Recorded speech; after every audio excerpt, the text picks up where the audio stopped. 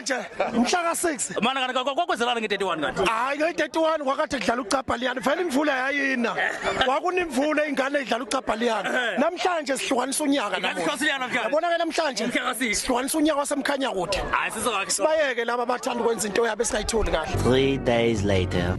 Namhlanje ngicela ufake lokho. nami ngifakwa ukhuba namuhla niyabona